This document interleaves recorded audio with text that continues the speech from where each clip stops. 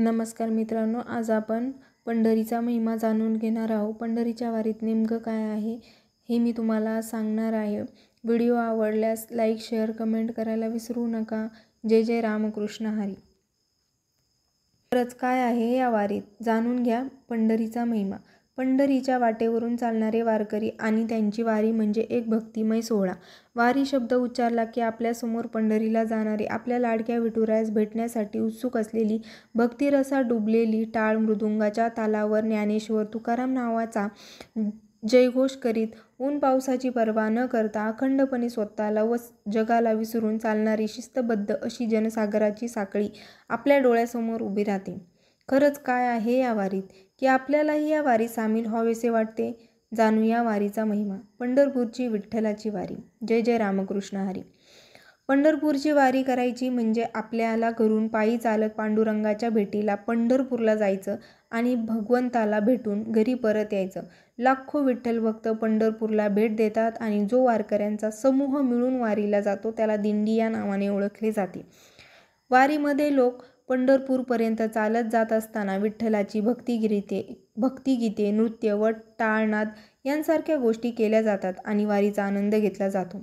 वारी हा आनंदाचा सोहळा असतो नव्हे, वारी हा आनंदाचा सण असतो. वारी म्हणजे महाराष्ट्रातील विविध गावातून सुरू होऊन पंढरपूरमध्ये संपणारी एक सामुदायिक पदयात्रा असते. वारी ही महाराष्ट्रातील एक धार्मिक व सांस्कृतिक परंपरा आहे. ही वारी आषाढ आणि कार्तिक महिन्यातील शुद्ध एकादशी या दोन्ही वेळा होते. पंढरीच्या वाटेवरून चालणारे वारकरी आणि त्यांची वारी म्हणजे एक भक्तिमय सोहळा. पंढरपूरची विठ्ठलाची वारी. जय जय रामकृष्ण हरी. महाराष्ट्रातील आळंदी येथून संत ज्ञानेश्वर यांच्या पादुका घेऊन देहू येथून संत तुकाराम यांच्या पादुका पालखीत ठेवणे, ती पालखी रथातून पंढरपूर येथे मार्गस्थ होते. यावेळी संपूर्ण महाराष्ट्रातून गावोगावाच्या देवस्थानांच्या दिंड्या 15 ते 20 दिवसात पायी प्रवास करून पंढरपुरात श्री विठ्ठलाच्या दर्शनास येतात. संत ज्ञानेश्वर, संत एकनाथ, संत तुकाराम हे वारकरी संप्रदायातील महत्त्वाचे संत आहेत. या वारकरी संप्रदायात लहान मोठा असा कोणताही भेदभाव नसतो. तसेच नामजपाचे पुण्य मिळते हा भाव आहे. एकादशी आणि इतर पवित्र दिवशी नित्यनियमाने पंढरपूरला जाणे म्हणजेच वारी असते. जो नियमित वारी करतो तो वारकरी जो धर्म पाळतात त्याला वारकरी धर्म म्हणतात आणि वारकरी धर्मालाच भगवत धर्म असेही म्हणतात. पंढरीचा वास, चंद्रभागे स्नान आणि दर्शन. विठ्ठाळी वारी ही प्रत्येक वारकरी महिला पुरुषांच्या मनात आदराचे व श्रद्धेचे स्थान बाळगून आहे. असे मानले जाते की वारी करणाऱ्या व्यक्तीस वारकरी म्हणतात. भगवान विष्णूंचा अवतार असलेल्या विठ्ठलाचे, पांडुरंगाचे हे भक्त असतात. आपले कर्तव्य कर्म निष्ठेने करत असताना ते भगवंताचे विस्मरण होऊ देत नाहीत. म्हणून गळ्यात तुळशीची माळ घालतात. तुळशी माळेची जपमाळ गळ्यात घातल्याशिवाय वारकरी होता येत नाही असे वारकरी पंथ सांगतो. स्नान करून भाळी गोपीचंदनाचा टिळा लावावा, नित्यनियमाने हरिपाठ म्हणावा, संतांचे ग्रंथ वाचावेत, नित्यनियमाने देवाच्या मूर्तीचे दर्शन घ्यावे, भजन कीर्तन सहभाग घ्यावा, पंढरपूर वारी करावी, तसेच एकादशी व्रत करावे, सात्विक आहार व सदाचरण करावे, परोपकार आणि परमार्थही करावा. बंधनातून मोहातून हळूहळू बाजूस होऊन पांडुरंगाशी एकरूप व्हावे, नामस्मरण करावे असा एक साधा परमार्थ व साधे वर्णन एका वारकऱ्याबद्दल सांगितले आहे. अनंत भगवान ठेवेल त्याप्रमाणे राहायचे. त्याने दिलेल्या उदरनिर्वाहाचा मार्ग स्वीकारून निर्वाहापुरते अन्न व आच्छादनाची व्यवस्था करायची. तहानलेल्यांची तहान जाणायची, भुकेल्यांची भूक, मुकेल्या जीवाला अन्न द्यायचे, परस्त्रीला मातेसमान मानायचे, कोणत्याही जीवाचा मत्सर करायचा नाही, त्यांच्या कल्याणाची प्रार्थना करायची, संतांवर प्रेम ठेवायचे, गीता वाचन करायचे, आपल्या सर्व कार्यांच्या केंद्रस्थानी भगवंताला ठेवायचे, धर्मपूर्वक गृहस्थ आश्रमाचे पालन करायचे आणि भगवंत धर्माचा मार्ग सुकर बनवायचा असे वारकऱ्यांचे भक्तिमय जीवन असते. वारकरी धर्मात कोणत्याही कार्याची सुरुवात करताना बोला कुंडलिक वरदे हरी विठ्ठल श्री ज्ञानदेव तुकाराम पंढरीनाथ महाराज की जय असा जयघोष केला जातो. या जयघोषाला वारकरी महावाक्य किंवा वारकरी महाघोष असे म्हटले जाते. आज लाखो वारकरी शेकडो दिंड्यातून पायी चालत पंढरपूरच्या आषाढी यात्रेला जातात. ही पायी चालत जाण्याची वारकरी परंपरा 1000 वर्षांपेक्षा जुनी आहे. पण ती नेमकी किती जुनी आहे याचा अंदाज करता येणार नाही. ज्ञानेश्वर महाराजांच्या पूर्वीही पंढरीची वारी होती. ज्ञानदेवांच्या घराण्यात पंढरीच्या वारीची परंपरा होती. ज्ञानदेवांचे वडील विठ्ठलपंत हे पंढरीचे वारकरी होते. ते दिंडीतील वारीला जात असत. तसेच ते ज्ञानदेव व त्यांच्या भावंडांनाही पंढरीच्या वारीला घेऊन गेले होते असे सांगितले जाते. पूर्वी प्रवासाची साधने फारशी नव्हती असलेल्या हेबतराव बाबा अर्फाळकर यांनी या दिंड्यांमध्ये एक सूत्रता आणली. ते ज्ञानेश्वरांच्या पादुका पंढरपूरला घेऊन जात असत. साधू संत मायबाप तीही केले कृपादान. पंढरीच्या यात्रे नेले घडविले चंद्रभागा स्नान असे ज्ञानेश्वरांनी एका अभंगात म्हटले आहे.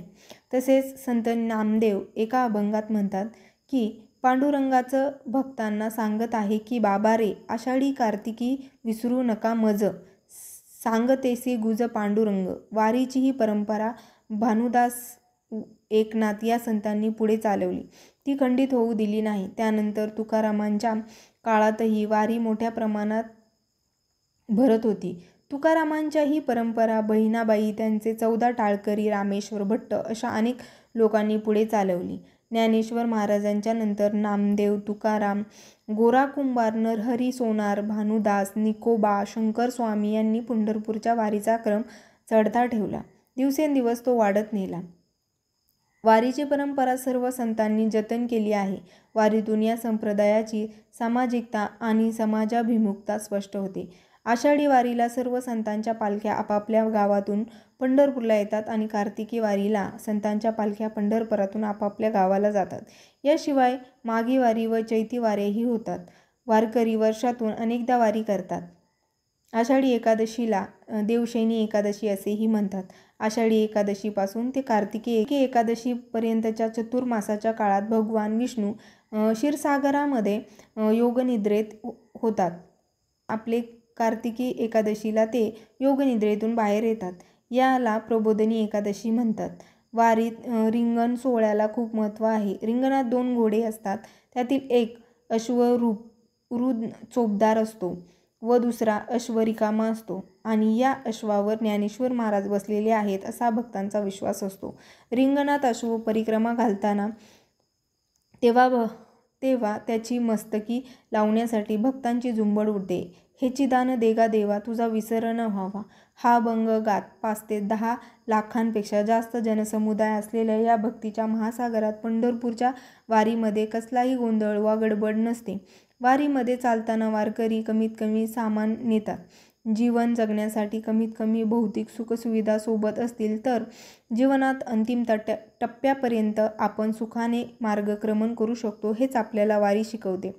एकतरी वोवी अनुभवावी असे संतांनी संबोधले ते उगीच नाही. कारण वारीला जाऊन आपल्यावर प्रत्येक गोष्ट अनुभवल्यावर आपल्याला आत्मिक ज्ञान व सुख मिळते. विष्णुमय जग वैष्णवांचा धर्म भेदाभेद भ्रम अमंगळ हा भाव ठेवून मनात पाप करण्याची इच्छा होऊ नये.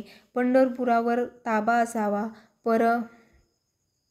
परमार्थाची ओढ असावी हीच वारी मागची सद्भावना. खरंच वारी म्हणजे डोळे दिपवून टाकणारा एक सोहळा. वारीत सुविधा नसतात पण आनंद असतो. वारकरी एकमेकांशी खूप प्रेमाने आदराने व आस्थेने वागतात. एकमेकांना माऊली म्हणून संबोधतात. देव पाहायला गेलो व देवाची होऊन गेलो अशी भावना भक्तांची होती.